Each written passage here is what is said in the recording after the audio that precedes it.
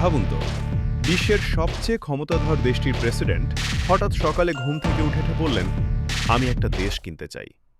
কোনো ছোটখাটো দ্বীপ নয়, বরং পৃথিবীর মানচিত্রের সবচেয়ে বড় দ্বীপ, গ্রিনল্যান্ড। শুনতে হাস্যকর লাগছে, তাই না? মনে হচ্ছে যেন real estate mogul Donald Trump ম্যানহাটনে কোনো পেন্ট হাউস কেনার কথা ভাবছেন। ২০১৯ সালে যখন ট্রাম্প প্রথম এই ইচ্ছার কথা প্রকাশ করেন, তখন সারা বিশ্ব এটা নিয়ে হাসাহাসি করেছিল। ডেনমার্কের প্রধানমন্ত্রী এটাকে বলেছিলেন অ্যাবসার্ড বা অযৌক্তিক। সোশ্যাল মিডিয়ায় মিমের ঝড় বয়ে গিয়েছিল। কিন্তু হাসাহাসি থামিয়ে আমরা যদি একটু ইতিহাসের গভীরে তাকাই, যদি ম্যাপের দিকে ভালো করে লক্ষ্য করি, তাহলে দেখা যাবে ট্রাম্পের এই প্রস্তাব নিছক কোনো পাগলামি ছিল না। এর পেছনে লুকিয়ে আছে গভীর এক ভূ রাজনীতি বা জিওপলিটিক্স। আমেরিকা কেন বরফে ঢাকা এই জনমানবহীন দ্বীপটি নিজের দখলে নিতে চায়? এর নিচে কি এমন সম্পদ লুকিয়ে আছে যা চীন বা রাশিয়াকে টেক্কা দেওয়ার জন্য আমেরিকার খুব প্রয়োজন? আজকের ভিডিওতে আমরা জানব গ্রিনল্যান্ড কেনার এই অদ্ভুত প্রস্তাবের পেছনের আসল রহস্য। এটা কি ট্রাম্পের খামখেয়ালিপনা, নাকি আমেরিকার ভবিষ্যতের জন্য এক মাস্টার স্ট্রোক? সবাইকে অনুরোধ করব পুরো ভিডিওটা দেখার জন্য, তাহলেই আপনারা বিষয়টা বুঝতে পারবেন। তো চলুন আমরা শুরু করি। অনেকেই ভাবেন গ্রিনল্যান্ড কেনার আইডিয়াটা বুঝি একান্তই ডোনাল্ড ট্রাম্পের উর্বর মস্তিষ্কের ফল, কিন্তু ইতিহাস বলছে ভিন্ন কথা। আমেরিকা গ্রিনল্যান্ড কেনার চেষ্টা করছে আজ থেকে নয়, গত ১০০ বছরেরও বেশি সময় ধরে। ১৮৬৭ সাল আমেরিকার পররাষ্ট্র দপ্তরের এক রিপোর্টে প্রথম বলা হয়, গ্রিনল্যান্ড কৌশলগতভাবে আমেরিকার জন্য খুবই গুরুত্বপূর্ণ।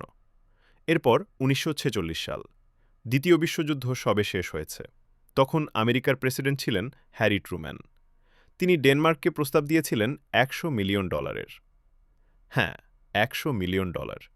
সেটা আবার সোনায় পরিশোধ করার প্রস্তাব দেওয়া হয়েছিল। ভাবা যায়। ডেনমার্ক সেই প্রস্তাব সবিনয়ে প্রত্যাখ্যান করে, কিন্তু আমেরিকা হাল ছাড়েনি। কেন জানেন? কারণ ম্যাপের দিকে তাকালে দেখবেন উত্তর আমেরিকা মহাদেশের ঠিক ঘাড়ের ওপর বসে আছে গ্রিনল্যান্ড। যদি কোনো শত্রু দেশ, যেমন ধরুন রাশিয়া বা চীন, গ্রিনল্যান্ডে ঘাঁটি গাড়ে, তবে তা আমেরিকার নিরাপত্তার জন্য হবে চরম হুমকির। দ্বিতীয় বিশ্বযুদ্ধের সময় জার্মানি যখন ডেনমার্ক দখল করে নেয়, তখন আমেরিকা সাময়িকভাবে গ্রিনল্যান্ডের নিরাপত্তার দায়িত্ব নিয়েছিল। তারা বুঝতে পেরেছিল আটলান্টিক মহাসাগর আর আর্কটিকের মাঝখানের এই জায়গাটি গেটকিপার বা প্রহরীর মতো কাজ করে। তাই ট্রাম্প যখন গ্রিনল্যান্ড কেনার কথা বলেন, তিনি আসলে নতুন কিছু বলেননি। তিনি আমেরিকার পুরনো আকাঙ্ক্ষাকেই নতুন করে সামনে এনেছিলেন। এবার আসা যাক মূল প্রশ্নে। গ্রিনল্যান্ডে আসলে কি আছে? শুধুই কি বরফ? গ্রিনল্যান্ড হল ডেনমার্কের অধীনস্থ একটি স্বায়ত্তশাসিত অঞ্চল। এর আয়তন প্রায় ২১ লক্ষ বর্গ কিলোমিটার, যা সৌদি আরবের আয়তনের সমান। কিন্তু মজার ব্যাপার হল এর ৮০% বরফে ঢাকা। জনসংখ্যা মাত্র ৫৬,০০০-এর মতো, অর্থাৎ পুরো দেশটা প্রায় খালি। কিন্তু এই বরফের নিচেই লুকিয়ে আছে আসল গুপ্তধন। বৈশ্বিক উষ্ণতা বা গ্লোবাল ওয়ার্মিংয়ের কারণে গ্রিনল্যান্ডের বরফ গলছে দ্রুত গতিতে, আর এই বরফ গলে যাওয়ার ফলে বেরিয়ে আসছে বিশাল খনিজ সম্পদ। বিজ্ঞানীরা ধারণা করছেন গ্রিনল্যান্ডে রয়েছে বিপুল পরিমাণ তেল, গ্যাস, হীরা, সোনা এবং ইউরেনিয়াম।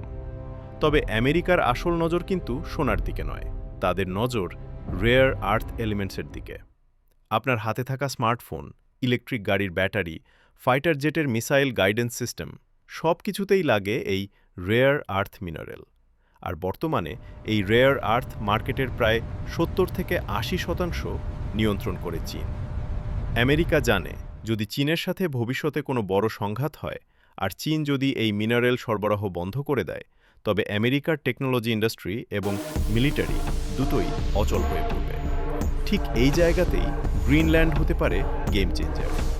ধারণা করা হয় গ্রিনল্যান্ডে চীনের বাইরে বিশ্বের সবচেয়ে বড় রেয়ার আর্থ মিনারেলের মজুদ রয়েছে।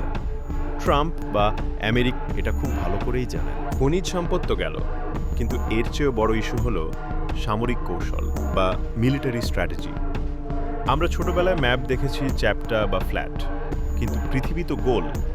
আপনি যদি গ্লোবের ওপরের দিক থেকে, অর্থাৎ উত্তর মেরু থেকে দেখেন, দেখবেন আমেরিকা, রাশিয়া এবং চীন সবাই আর্কটিক বা উত্তর মেরুকে ঘিরে আছে।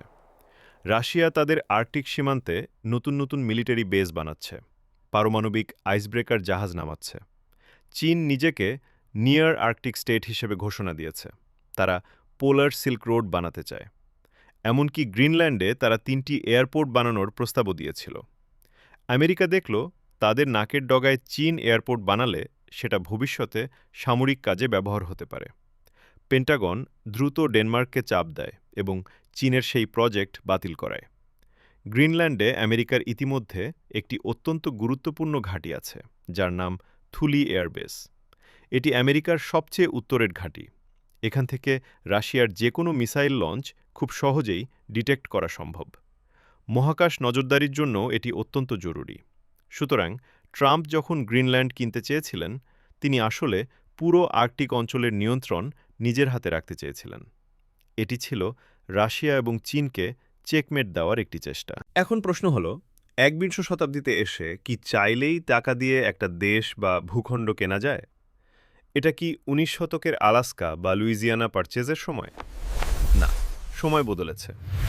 গ্রিনল্যান্ড যদিও ডেনমার্কের অংশ, কিন্তু 2009 সালের সেলফ গভর্নমেন্ট অ্যাক্ট অনুযায়ী তাদের নিজস্ব সরকার আছে। তাদের প্রাকৃতিক সম্পদের ওপর তাদের অধিকার আছে। ডেনমার্ক শুধু তাদের পররাষ্ট্রনীতি এবং প্রতিরক্ষা দেখে।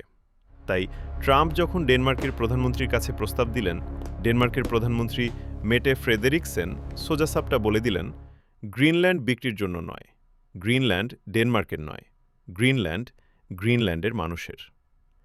এখানেই ট্রাম্পের অ্যাপ্রোচ বা পদ্ধতিগত ভুল ছিল। তিনি এটাকে একটা রিয়েল এস্টেট ডিল বা জমি কেনাবেচার মতো দেখেছিলেন।